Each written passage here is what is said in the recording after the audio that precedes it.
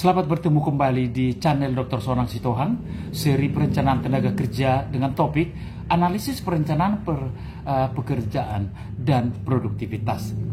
Namun saudara-saudara sekalian, sebelum kita mulai, jangan lupa tekan tombol subscribe dan lonceng notifikasi agar tidak ketinggalan informasi berikutnya dari channel ini. Latar belakang. Perusahaan yang siap berkompetisi harus memiliki manajemen yang efektif. Untuk meningkatkan kinerja karyawan dalam manajemen yang efektif memerlukan dukungan karyawan yang cakap dan kompeten di bidangnya. Di sisi lain, pembinaan para karyawan termasuk yang harus diutamakan sebagai aset utama perusahaan agar mampu bekerja dengan produktivitas yang tinggi. Analisis perencanaan pekerjaan adalah usaha yang sistematis dalam mengumpulkan, mengevaluasi, menilai, dan mengkoordinasi informasi-informasi tentang perencanaan pekerjaan. Karyawan yang memiliki sikap perjuangan, pengabdian, disiplin, dan kemampuan profesional sangat mungkin mempunyai prestasi kerja dalam melaksanakan tugas sehingga lebih berdaya guna dan berhasil guna. Karyawan yang profesional dapat diartikan sebagai sebuah pandangan untuk selalu berpikir, kerja keras, bekerja sepenuh waktu, disiplin, jujur, loyalitas tinggi, dan penuh dedikasi demi untuk keberhasilan pekerjaannya yang produktif dan berkinerja optimal. Analisis perencanaan pekerjaan ini akan menghasilkan suatu daftar uraian pekerjaan pernyataan tertulis mengenai kewajiban-kewajiban bekerja dan juga mencakup standar kualitas yang merinci pendidikan dan pengalaman minimal yang diperlukan bagi seorang pekerja untuk melaksanakan kewajiban-kewajibannya dari kedudukannya secara memuaskan. Kegiatan analisis pekerjaan merupakan hal yang sangat penting bagi suatu organisasi karena berbagai tindakan dalam pengelolaan sumber daya manusia tergantung pada informasi tentang analisis pekerjaan yang dilakukan. Namun demikian, saudara-saudara sekalian, institusi yang berkualitas serta dukungan sumber daya manusia yang profesional adalah adanya aktor atau pemeran aktif, seorang pemimpin yang memiliki seni, kepekaan terhadap beberapa persoalan, baik itu internal maupun eksternal, sehingga akan memberikan nilai positif terhadap kepuasan bagi para konsumennya. Oleh karena itu, perlu adanya sebuah analisis perencanaan pekerjaan dari masing-masing tugas setiap karyawan atau manajer sebagai bentuk komitmen mereka terhadap institusi atau organisasi sesuai tujuan yang akan dicapai. Pengertian analisis aliran kerja.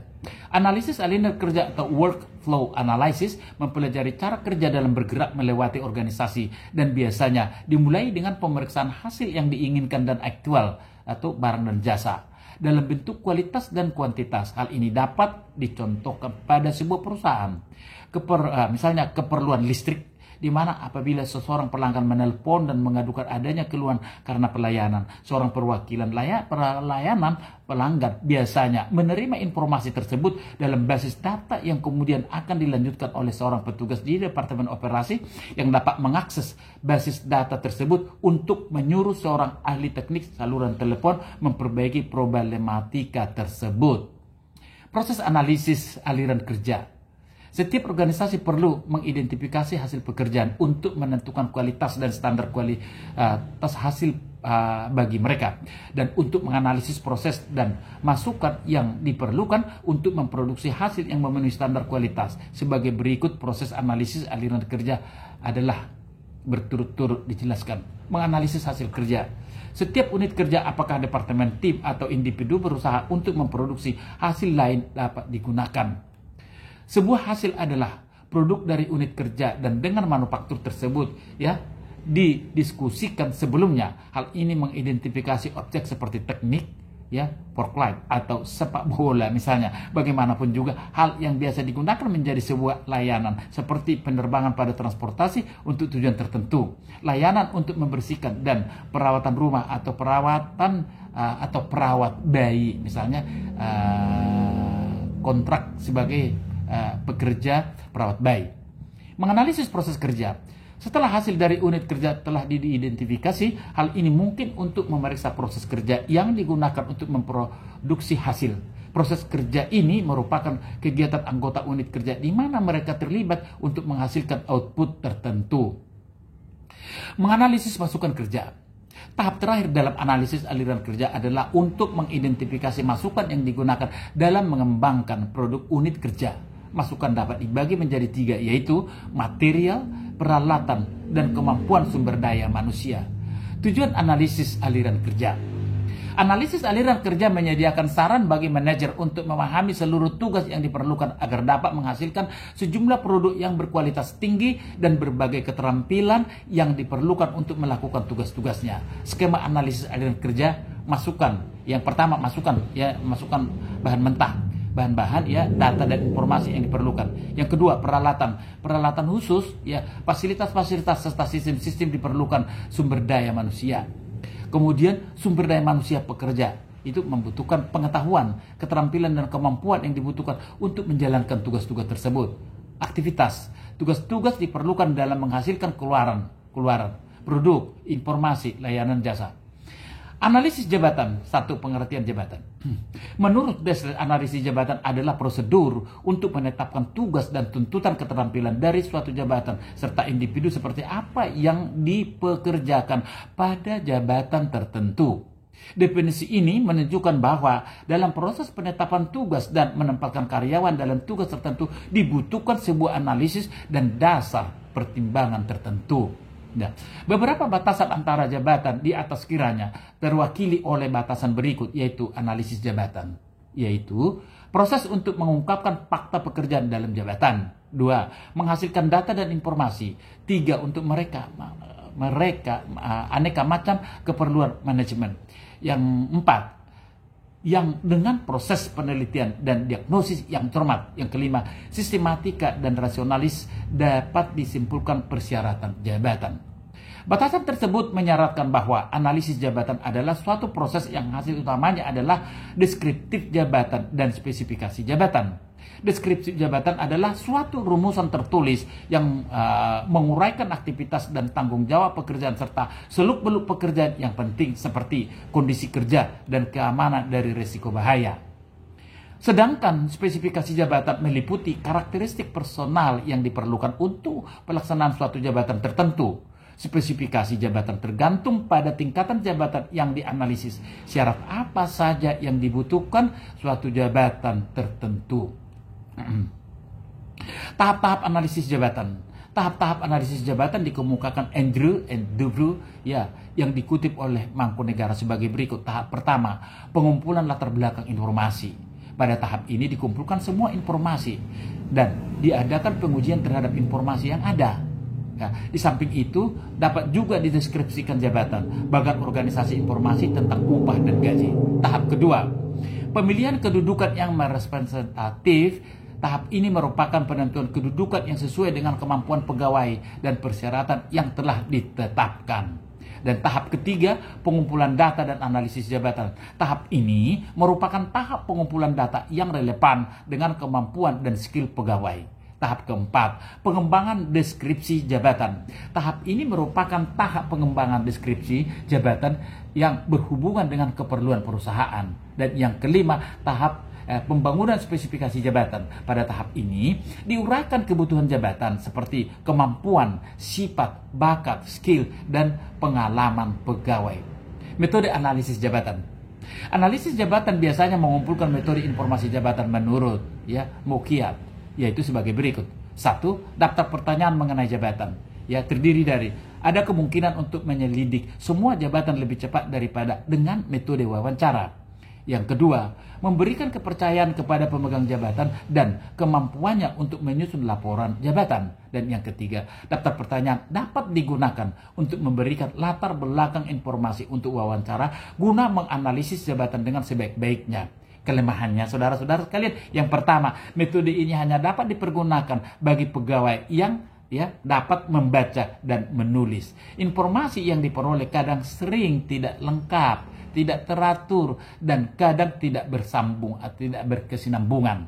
Nah, wawancara atau interview wawancara ini dapat dilakukan dengan pegawai-pegawai pelaksana atau dengan kepala mereka atau dengan kedua-duanya.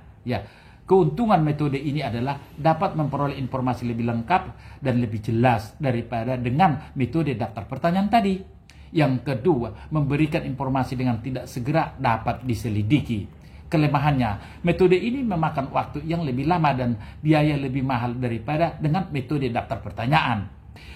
Yang kedua, apabila wawancara ini dilakukan oleh seorang analisis jabatan, istilah-istilah yang dipergunakan sering ditafsirkan salah oleh pegawai dan sebaliknya.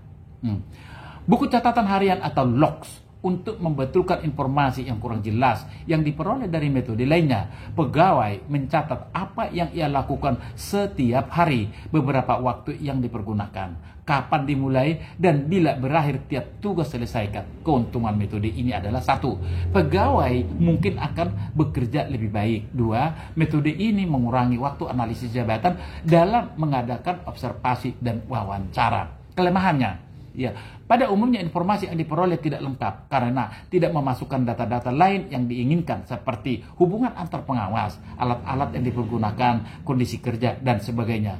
Yang kedua, metode ini menggunakan waktu yang lama atau memakan waktu yang lebih lama. Pengamatan atau observasi, pengadaan observasi atau pemeriksaan atau auditing tiap jabatan dan pengadaan pembicaraan dengan pegawai-pegawai pelaksana dan kepala mereka. Metode ini dilakukan oleh analisis jabatan atau job analysis yang telah memperoleh pelatihan secara khusus. Keuntungan metode ini adalah: 1. Adanya keseragaman baik dalam informasi yang dikumpulkan maupun dalam standar yang dipergunakan untuk menilai kecakapan, pengetahuan, pendidikan, tanggung jawab, dan kondisi kerja. Informasi yang diperoleh lebih lengkap dan lebih teliti. Kelemahannya, pertama, apabila pengamatan itu dilakukan hanya dalam kurun waktu tertentu, misalnya seminggu sekali atau sekali sebulan, maka analisis jabatan tidak memperoleh informasi lengkap. Nah, aspek-aspek yang perlu diperhatikan dalam analisis jabatan menurut Gisel dan Brown yang dikutip oleh Mangkunegara, aspek-aspek yang perlu diperhatikan dalam analisis jabatan sebagai berikut: 1. Mengenai jabatan, nama jabatan, metode dan prosedur kerja masa kini, yaitu terdiri dari kewajiban-kewajiban, bahan-bahan perlengkapan, alat-alat, mesin dan yang digunakan pegawai, metode prosedur dan digunakan dalam melaksanakan pekerjaannya.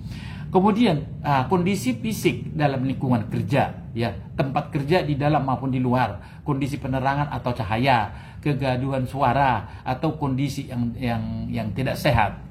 Kemudian hubungan antara pekerja dengan yang satu dengan pekerja lainnya. Maksudnya di dalam lingkup kerja, maksudnya saudara-saudara sekalian. Yang pertama, pekerja dan asisten, hubungannya maksudnya koordinasi tugas-tugas dan jabatan. Nah, kondisi-kondisi penerimaan pegawai: 1. Metode seleksi pegawai, lamanya jam kerja, pekerja tetap dan temporer, kesempatan promosi jabatan. Mengenai pegawai, ciri-ciri jasmani sebagai pegawai, kesehatan, kekuatan dan daya tahan tubuh, ukuran tubuh, keterampilan, dan sisi rohaniah pegawai terdiri dari fungsi alat indera, kecakapan dan kemampuan, sifat kepribadian dan tabiat seperti kejujuran dan stabilitas emosi. Nah, latar belakang kepegawaian: 1. Pendidikan umum, pengalaman kerja sebelumnya, dan investasi training. Perancangan pekerjaan. Perancangan pekerjaan atau job planning merupakan proses di mana manajer memutuskan tugas pekerjaan individu dan otoritas. Job design merujuk pada tiap pertama saat manajemen menciptakan suatu pekerjaan dengan merinci tugas dan tanggung jawabnya. Perancangan pekerjaan atau job planning adalah suatu alat untuk memotivasi dan memberikan tantangan pada karyawan. Oleh karena itu, perusahaan perlu memiliki suatu sistem kerja yang dapat menunjang tercapainya tujuan perusahaan secara efektif dan efisien, yang dapat merangsang karyawan untuk bekerja secara produktif, mengurangi timbulnya rasa bosan, dan dapat meningkatkan kepuasan kerja. Perancangan pekerjaan terkadang digunakan untuk menghadapi stres kerja yang dihadapi karyawan. Perancangan pekerjaan atau job planning adalah proses menentukan tugas-tugas spesifik untuk dikerjakan, metode-metode yang dipakai dalam menjalankan tugas-tugas tersebut, dan cara pekerjaan yang bersangkutan berhubungan dengan pekerjaan lain dalam organisasi. Saudara-saudara sekalian, proses pendekatan dalam perancangan pekerjaan. Pendekatan mekanisme atau mekanis approach merupakan suatu pendekatan dalam merancang pekerjaan untuk menyederhanakan pekerjaan agar dapat memaksimalkan efisiensi. Yang kedua, pendekatan motivasi atau motivation approach merupakan suatu pendekatan dalam merancang pekerjaan yang didasarkan pada karakteristik pekerjaan yang dapat memberikan makna psikologis dan muatan motivasi yang dapat menyebabkan motivasi kerja, kinerja, dan kepuasan kerja yang tinggi. Yang ketiga, pendekatan biologis, biologist approach merupakan suatu pendekatan dalam merancang pekerjaan yang mengacu pada ergonomik yang mempelajari kaitan antara karakteristik fisik manusia dengan lingkungan. Pendekatan perseptual motor atau perceptual motor approach merupakan suatu pendekatan dalam merancang pekerjaan yang berpusat pada kemampuan mental manusia dan keterbatasannya. Fokus dari pendekatan ini adalah merancang pekerjaan yang tidak melampaui kemampuan mental manusia. Faktor-faktor yang mempengaruhi perancangan pekerjaan. Individu memiliki perbedaan sikap, sifat, karakteristik, pandangan, persepsi, sosial budaya, norma yang berbeda untuk setiap individualnya dalam organisasi yang sama. Yang kedua, teknologi yang digunakan. Teknologi berdampak pada perancangan pekerjaan, jenis pekerjaan, alat yang digunakan, tata letak, dan teknik untuk menghasilkan output merupakan kendala yang menghambat kelancaran pekerjaan. Yang ketiga, biaya atau anggaran. Anggaran merupakan variabel yang krusial di tiap organisasi. Manajemen harus berpijak pada sisi ekonomis organisasi. Sumber daya yang representatif harus direncanakan sebagai awal keberhasilan organisasi. Manajemen harus secara kontinu menyelaraskan manfaat-manfaat perancangan kerja dengan pertimbangan biaya. Struktur organisasi, variabel internal meliputi manajemen, karyawan, stakeholder, dan serikat pekerja. Unsur-unsur perancangan pekerjaan. Handoko menjelaskan unsur-unsur perancangan pekerjaan meliputi unsur organisasi, unsur lingkungan, dan unsur perilaku. Unsur organisasi terdiri dari pendekatan mekanik, aliran kerja, dan praktek-praktek kerja. Unsur lingkungan menyangkut ketersediaannya tenaga kerja yang potensial. Unsur perilaku meliputi otonomi, variasi tugas, identitas tugas, dan umpan balik. Unsur-unsur organisasi mempunyai kaitan erat dengan perancangan pekerjaan yang efisien untuk mencapai output maksimal dari pekerja karyawan. Dengan adanya efisiensi di dalam pelaksanaan kerja akan menentukan spesialisasi yang merupakan kunci dalam perancangan pekerjaan. Karyawan yang melakukan pekerjaan secara kontinu menyebabkan karyawan terspesialisasi yang selanjutnya dapat memperoleh output lebih tinggi. Unsur organisasi terdiri dari yang pertama, pendekatan mekanik berupa mengidentifikasi setiap tugas dalam suatu pekerjaan guna meminimalkan waktu dan tenaga. Yang kedua, aliran kerja dipengaruhi oleh sifat komoditi yang dihasilkan oleh satu organisasi atau perusahaan guna menentukan urutan dan keseimbangan pekerjaan. Praktek-praktek kerja yaitu pelaksanaan pekerjaan yang ditetapkan ini bisa berdasarkan kebiasaan yang berlaku dalam perusahaan, perjanjian atau kontrak serikat pekerja karyawan. Unsur-unsur lingkungan. Faktor lingkungan yang mempengaruhi perancangan pekerjaan adalah tersedianya tenaga kerja yang potensial yang mempunyai kemampuan dan kualifikasi yang sesuai dengan kebutuhan perusahaan dan pengharapan sosial, yaitu dengan tersedianya lapangan kerja serta memperoleh kompensasi dan jaminan hidup yang layak. Unsur-unsur perilaku diperhitungkan dalam merancang pekerjaan yang terdiri dari otonomi pertanggungjawaban atas apa yang dilakukan. Bawahan diberi kewenangan untuk mengambil keputusan atas pekerjaan yang dilakukan. Variasi merupakan pemerkayaan pekerjaan yang bertujuan untuk menghilangkan kejenuhan atas pekerjaan yang rutin sehingga kesalahan-kesalahan dapat diminimalkan. Identitas tugas untuk mempertanggungjawabkan pelaksanaan tugas dan pekerjaan, maka pekerjaan harus diidentifikasikan sehingga kontribusinya terlihat dengan selanjutnya akan menimbulkan kepuasan kerja. Umpan balik diharapkan pekerjaan yang dilakukan oleh karyawan mempunyai umpan balik atas pelaksanaan pekerjaan yang baik sehingga akan memotivasi pelaksanaan pekerjaan selanjutnya oleh karyawan yang bersangkutan. Nah, komponen perancangan pekerjaan. Perancangan pekerjaan adalah menetapkan tugas-tugas yang terkandung dalam suatu pekerjaan bagi seorang atau sebuah kelompok. Terdapat 7 komponen perancangan pekerjaan, yakni spesialisasi pekerjaan, 2 ekspansi pekerjaan, komponen psikologi, tim yang mandiri, motivasi dan sistem insentif, ergonomik dan metode pekerjaan, dan tempat pekerjaan yang visual sebagai berikut. 1. Spesialisasi pekerjaan, yaitu sebuah pendekatan yang menetapkan tugas-tugas yang unik atau khusus. Adam Smith menyatakan bahwa komponen ini dapat membantu mengurangi biaya tenaga kerja monitor yang memiliki banyak keahlian. Yang kedua, ekspansi pekerjaan, yaitu terdapat usaha untuk meningkatkan kualitas lingkungan kerja menuju perancangan kerja yang lebih bervariasi. Yang ketiga, komponen psikologi adalah sebuah strategi sumber daya manusia yang efektif, juga membutuhkan pertimbangan komponen psikologis dan perancangan kerja. Komponen-komponen ini memusatkan pada bagaimana merancang pekerjaan sehingga memenuhi beberapa persyaratan psikologis minimum. Yang keempat, tim yang mandiri. Yang kelima, motivasi dan sistem insentif. Yang keenam, ergonomik dan metode kerja. Dan yang terakhir, ketujuh, tempat kerja yang visual, yaitu penggunaan beragam teknik komunikasi visual untuk mengkomunikasikan informasi secara cepat bagi semua pihak. Saudara-saudara sekalian, analisis perencanaan tenaga kerja dan produktivitas kerja. Ya, itu topik kita. Produktivitas kerja. Produktivitas kerja karyawan berhubungan erat dengan perencanaan dan pengembangan industri di suatu perusahaan. Produktivitas kerja di suatu perusahaan digunakan sebagai alat ukur keberhasilan dalam menjalankan pekerjaan. Tentunya para pekerja, yaitu karyawan. Ukuran keberhasilan dalam menjalankan pekerjaan dinilai dari tinggi rendahnya produktivitas kerja dengan perbandingan tingkat produk yang dihasilkan. Menurut Hasibuan selanjutnya, produktivitas kerja karyawan adalah perbandingan antara output atau hasil dengan input atau sumber daya yang digunakan.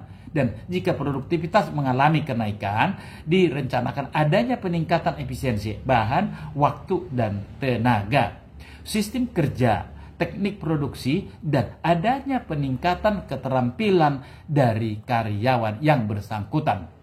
Secara teknis, produktivitas merupakan perbandingan antara hasil yang dicapai dengan semua sumber daya yang digunakan. Ya, menurut Nur Hasanah. Nur Hasanah mengatakan, perbandingan antara hasil kerja dengan bahan, waktu, dan tenaga yang digunakan dalam proses produksi barang atau jasa dengan menggunakan sumber daya yang ada secara efektif dan efisien, tetapi tetap menjaga kualitas barang yang diproduksi. Berdasarkan pengertian yang diutarakan di atas, saudara-saudara sedikan bahwa produktivitas kerja karyawan adalah perbandingan antara hasil yang dicapai dan sumber daya yang digunakan dalam jangka waktu tertentu dalam proses produksi untuk menghasilkan output, baik itu barang maupun jasa. Karyawan dapat dikatakan produktif apabila dapat menghasilkan barang dan jasa sesuai dengan yang diharapkan dalam waktu yang tepat. Saudara-saudara sekalian, faktor-faktor yang mempengaruhi produktivitas kerja.